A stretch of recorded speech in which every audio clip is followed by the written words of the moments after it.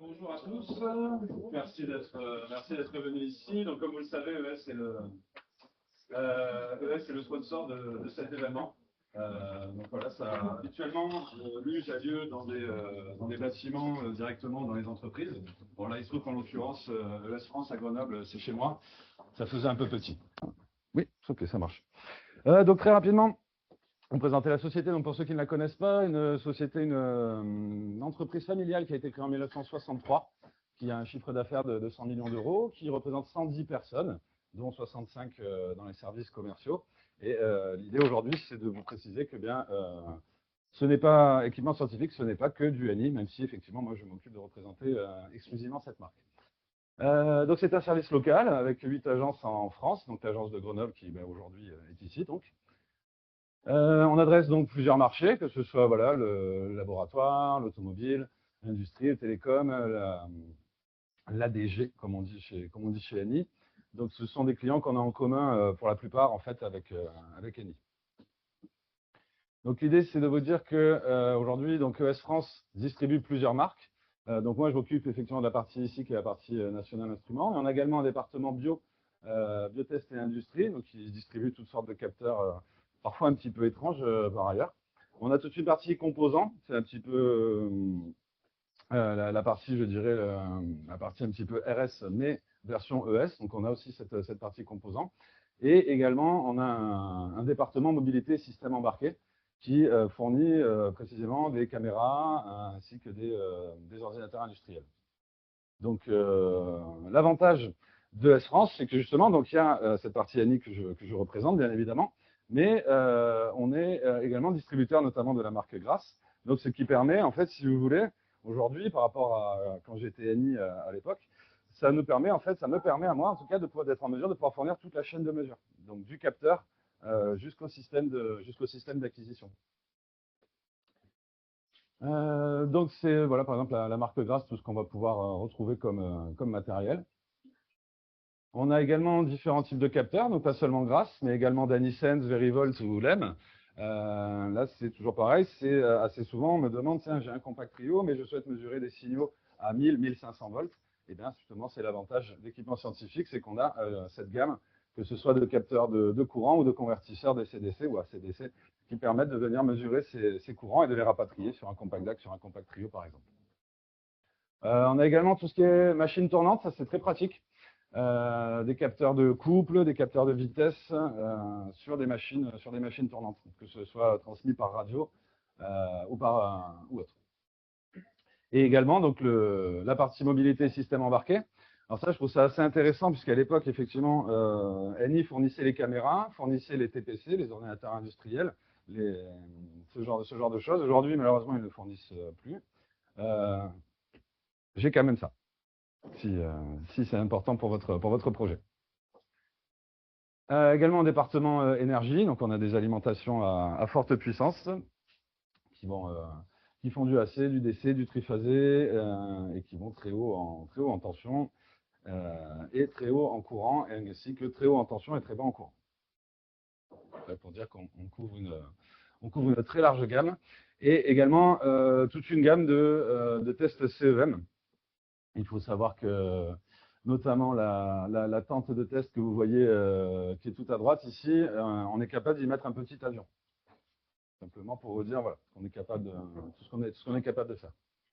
Et également donc une partie hyperfréquence optique également. Voilà, un spectre très très large de tout ce qui fait notre nom en fait, équipement scientifique, comme son nom l'indique. J'avoue que c'est plus facile aujourd'hui d'expliquer à ma famille qu'est-ce que je fais chez Équipement Scientifique que quand j'étais National Instruments. C'était ah mais tu vends des calculettes? Non. Également. Donc on a un service, on a notre propre service après-vente. Bon, pour la partie ANI, on a un ingénieur d'application. C'est sûr qu'on ne peut pas rivaliser avec les ingénieurs d'application côté ANI, mais c'est bon à savoir. Dans tous les départements, quand vous nous achetez du matériel, il y a une première phase de support technique qui est déjà chez nous en France, directement à Garches, avant ensuite d'en référer au fabricant si besoin. Voilà, donc j'enchaîne maintenant donc, avec la partie d'Akemix. Donc c'est un driver moi que j'ai connu il y a 22 ans, maintenant. En fait, moi, je découvre National Instruments à mon IUT mesure physique, en recevant justement la visite justement d'un ingénieur commercial de ANI. Et c'est surtout en travaux pratiques, en fait, que je découvre, le matériel National Instruments, puisque les travaux pratiques à la base, enfin à l'époque, pardon, c'était sur papier millimétré. Hein, donc il y avait quelqu'un qui venait bouger l'alimentation et l'autre qui lisait la valeur du voltmètre et qui pointait en fait sur une feuille de papier millimétré. Et en deuxième année d'IUT, j'ai découvert la bio où si on programmait bien, ben, en un clic en fait, en un clic on pouvait y arriver. Donc voilà, c'était la bio 6.i à l'époque. Voilà, pour ceux qui ont connu. Et ensuite, voilà. Par contre, j'étais loin de me douter à l'unité mesure physique en 2011. En fait, je travaillerais directement pour National Instruments, où là, j'ai pu travailler vraiment au support, donc en long, en large et en travers sur ce driver que je vais vous présenter aujourd'hui, de montrer sa capacité d'abstraction, de montrer pourquoi il y a un réel intérêt à utiliser le matériel d'acquisition ANI, parce que le driver qui est fourni avec est quand même très puissant, il fait vraiment beaucoup de choses. Et on verra aussi quelques cas un petit peu particuliers, voir si certains d'entre vous ont pu rencontrer ces cas-là pour voir comment y remédier. Donc pour commencer, comment ça se passe? Eh bien, lorsqu'on vient installer DACMX, on se retrouve avec beaucoup de choses à installer, hein, comme assez souvent avec ANI, ça on peut le dire. C'est vrai que bah oui, souvent souvent les clients vont dire oui, c'est quand même lourd à chaque fois les installeurs ANI. Oui, en effet, ça prend une certaine place, mais vous allez voir qu'en fait c'est pour votre bien. L'idée vraiment, c'est que eh bien, ce soit facile d'utilisation. Et c'est pourquoi beaucoup de choses s'installent lorsqu'on installe DACMX. Ensuite, une fois de plus, l'avantage avec ANI, c'est qu'on ne part pas de zéro. C'est-à-dire qu'avec le driver, sont fournis des exemples qui sont déjà en fait des petites applications, qui sont déjà des petits data loggers, déjà tout fait. Que ce soit en LabVIEW ou que ce soit en Python. Que ce soit en C, que ce soit en C#. Il y a plusieurs langages en fait qui sont disponibles avec le driver d'ACMX. Vous n'êtes pas coincé à l'utilisation de LabVIEW avec ce driver. Oups. Pour en revenir au côté ANI, est-ce que vous savez combien donc, de périphériques en fait sont supportés par DACMX? Ça va, j'ai failli vendre la mèche. Si, en fait, j'ai défilé. Bien joué, Adeline. C'est un cinquième du matériel de ANI en fait qui est couvert par ce driver. Je pensais que j'avais été rapide. Bien joué. Donc, voici un petit peu toutes les plateformes qui sont couvertes par le driver. Donc, des plateformes que j'ai par exemple ici, avec par exemple un petit USB 6008, le dernier Miodac ou ce bon vieux Compact DAC, toujours aussi fonctionnel, et le petit nouveau, depuis, pas nouveau, mais en tout cas, ça fait pas longtemps que DACMX est désormais disponible sur les Compact Trio. On y reviendra. Donc, sur quoi repose cette machine DACMX? Donc, dans les matériels que vous voyez devant moi, et surtout le Miodac et le Compact DAC, se trouve une puce qui s'appelle STC3. Donc, STC, c'est System Timing Controller. C'est en fait ce qui est derrière. Hein, donc, c'est cette puce qui est présente ici, qui est présente dans quasiment tous les matériels DAC, hein, et qui va venir en fait s'occuper de récupérer toutes les données qui sont au niveau du connecteur et de les rendre disponibles ensuite, de les rendre disponibles derrière pour la RAM. Donc comment ça se passe dessous? Voici donc le schéma, hein, par exemple pour une entrée analogique. Voici en fait tout ce qui se passe entre le signal physique que vous mesurez et la RAM. Donc c'est pour dire que voilà, DACMX s'occupe de tout. Il va également s'occuper, une fois que ces données sont disponibles, il va s'occuper de les rapatrier justement, hein, depuis votre signal physique jusqu'à votre RAM. Il va se débrouiller de gérer ça de lui-même. Donc on va voir après qu'il peut y avoir quelques réglages à effectuer. Mais une fois de plus, par rapport à une époque où les données étaient d'abord chargées dans la carte et ensuite on venait les récupérer manuellement, on va voir qu'avec DACMX, c'est beaucoup plus simple. Donc, j'ai préparé, vous allez voir que je ne me suis pas embêté, justement, c'est l'avantage avec ANI. Donc, une petite démo, notamment ici, hop, voilà, je vais prendre celui-ci. Donc, comme je vous le disais, hein, les exemples qui sont fournis hop là, sont déjà en fait de petites applications déjà préconstruites où on vient gérer le timing, l'enregistrement, le déclenchement, et donc ici aussi, ici on va le voir, donc la lecture. Donc, en venant simplement renseigner ici une entrée analogique. Donc ici, je suis sur, hop, on va le jouer comme ça. Hop. Ici, j'ai même le petit menu qui va bien. Pour venir sélectionner, par exemple, l'entrée 0 du module 8 de mon compact DAC, qui est ici, en fait, hein, qui est le capteur de lumière qui est là. Donc ici, je vais pouvoir venir hop, lancer mon code. Je vais pouvoir vérifier que ça fonctionne. Donc c'est un bête capteur de lumière. Hein. Donc ici, je le cache. Hop, ici, je l'allume. Simplement pour vous montrer que ce code-là qui s'exécute à l'écran, si je l'arrête et que je change de matériel, en prenant par exemple ici donc le device numéro 1 qui est, je crois que c'est c'est sur celle-ci, non, sur celle-ci. Le device numéro 1 qui est ici, ce petit USB 6008, eh bien je lance. Hop, et le code s'exécute. Donc là, je vais pouvoir jouer avec les paramètres du petit générateur de signaux qui est fourni avec cette petite plateforme de démo. Hop. On peut, voilà. Et également, donc, je vais pouvoir aussi m'attaquer, toujours avec le même code, je vais pouvoir m'attaquer au MioDAC, qui ici est renseigné en device 5, si mes souvenirs sont bons. Hop. Donc là, ici, on va avoir du bruit, puisqu'aucun capteur n'est branché sur le MioDAC. Donc, c'est vraiment voilà, cette couche d'abstraction en fait, qui est fournie avec DACMX, c'est là qu'est la puissance. Donc ça, c'est quand tout se passe bien, bien évidemment. Ensuite, on va pouvoir voir un petit peu voilà, ce qui peut se passer par la suite en fonction de comment on utilise les choses.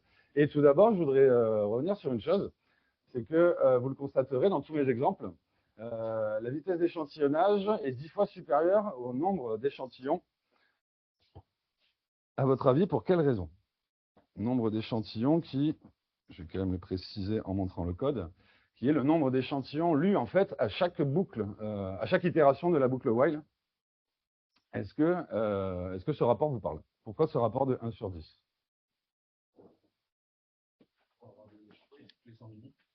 Pour avoir des échantillons toutes les 100 milli, ouais. C'est une bonne réponse. Et pourquoi 100 milli? Parce que nos yeux, ils voient Bonne question, je veux dire, toi. Moi, j'aurais dit qu'en dessous de 50 millisecondes, on ne capte rien. Voilà. Bref, c'est le bon ratio entre nos yeux pour voir une évolution sur le signal, et le bon ratio aussi pour la machine de rapatrier en fait les échantillons assez vite pour qu'ils soient lus au niveau de votre ordinateur. Parce que justement, qu'est-ce qui se passe si on remonte les échantillons trop vite et que l'ordinateur ensuite n'a pas le temps de les lire? On peut par exemple avoir ce genre de problème. On va saturer la RAM, exactement. Donc je reviens à la présentation. Ouais, oui, c'est ça. Tac. Donc voilà, c'est ce qui peut se passer ici. Hein. C'est que si on ne vient pas chercher les échantillons assez vite, ou si on les cherche trop lentement, eh bien, il peut y avoir des difficultés. Autre difficulté, est-ce que certains d'entre vous ont pu les rencontrer, le phénomène de ghosting qu'il peut y avoir sur des machines DAC? C'est ce qui se passe quand on ne répond plus à nos messages, tout à fait, ouais. Pourtant, on en a envoyé plein, on est déçus, ouais, je comprends, ouais.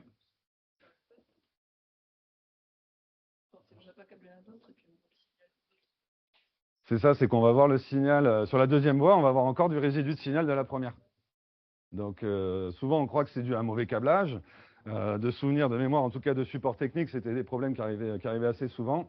Le client appelé, il a dit « Je suis en train de devenir fou, pourquoi j'ai du signal de la deuxième voie sur la première ?» Eh bien, c'est-à-dire qu'en fonction des technologies que vous utilisez, certaines cartes sont multiplexées. C'est-à-dire que vous avez un seul convertisseur par carte, et ensuite c'est un multiplexeur derrière qui vient aiguiller toutes les voies. Ce qui fait que, idem, si eh bien, si on n'a pas le temps, en fait, si on ne laisse pas le temps au convertisseur de s'établir, en fait, d'établir la conversion pour récupérer le signal, eh bien oui, il reste effectivement un petit morceau de la voie d'avant. Donc, ce qui se passe, en fait, c'est que de base, vous l'avez vu, donc on vient paramétrer ici une vitesse d'échantillonnage, donc qui va être bien évidemment respectée, puisque l'horloger est matériel, mais derrière, le multiplexeur, il fait sa vie. Et ça, en fait, on a la possibilité de le régler. Parce qu'en fait, une fois de plus, hein, donc c'est l'intelligence, c'est la couche d'AKMX qui a été réalisée ainsi et qui va pouvoir discuter donc avec, comme je disais, donc la sample clock qui a été définie, mais également avec la vitesse du multiplexeur. Et donc ça se règle de manière plutôt simple, tout simplement avec un bon vieux nœud de propriété dans le driver d'AKMX. Nœud de propriété qui, là, j'ai pas fait le compte, mais peut-être pas 495, mais en tout cas, il y a possibilité de régler énormément de choses, en fait. Ou sinon, merci à NI Days pour cette slide, on reconnaît la Pateni, sinon, acheter du matériel qui est simultané.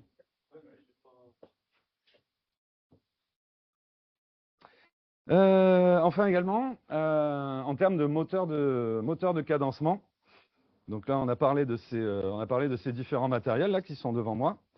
L'avantage que va représenter le compact DAC par rapport aux autres.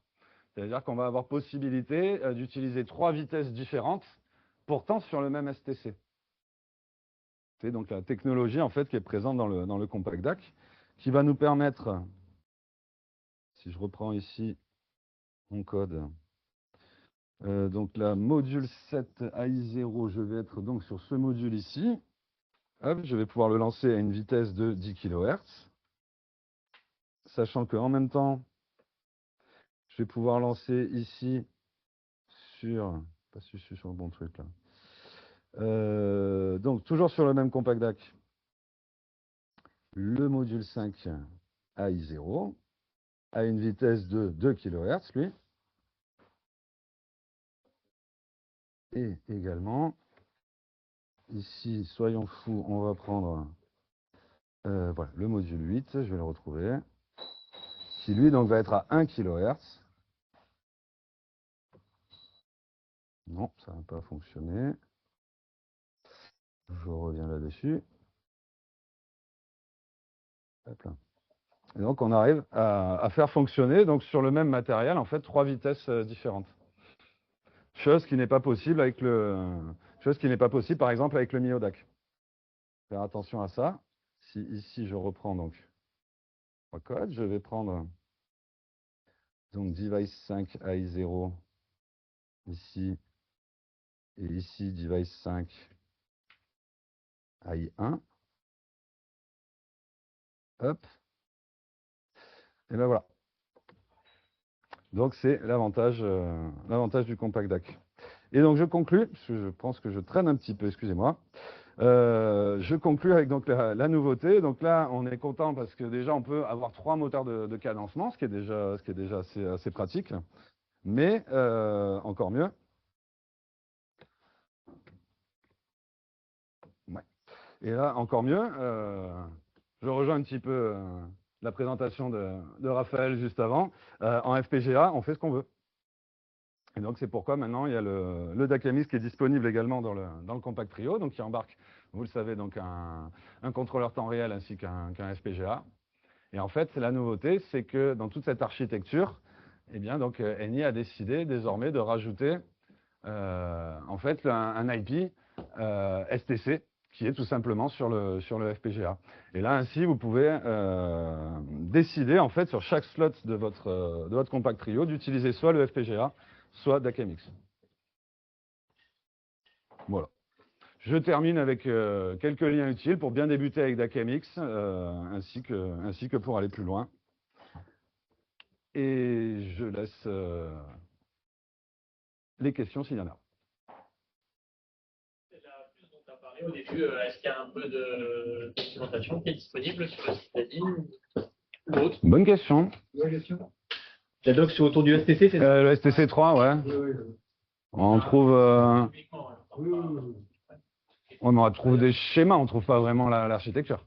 Non, c'est donné. En fait, par le passé, il y avait les DAC STC, il y avait le manuel de programmation par registre, tout le détail. Maintenant, on utilise que plus sur. Maintenant, c'est vraiment de la description de niveau. Voilà. On peut télécharger l'IP chez. Non, non. Oh, ça pourrait, remarque, ouais. Dynamics avec Compactio, c'est passe par Dynamics. C'est que ça, ou tu peux avoir Choisir par module. En fait. Slot par slot. En fait, slot par slot, on peut dire. Alors, il faut déjà avoir un Compactio compatible. Ah oui, oui, oui, exact. Celui qui est derrière Raphaël, il est compatible, par exemple. 90 4X, 95X, ouais.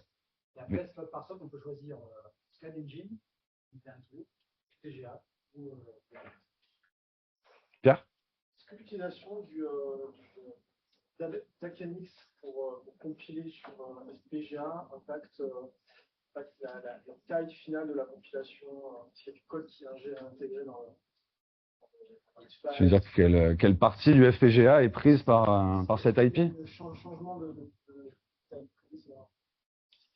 Est-ce qu'il y a une partie qui est réservée, en fait, dans le FPGA? Du fait d'installer sur le taille. Oui, ouais, je comprends ta question. Ouais.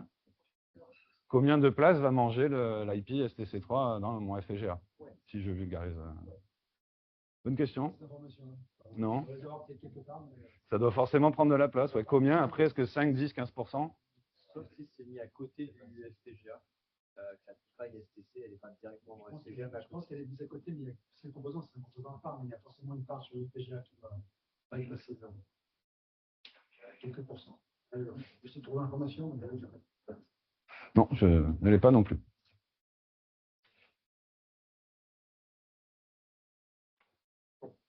Ah non, je croyais.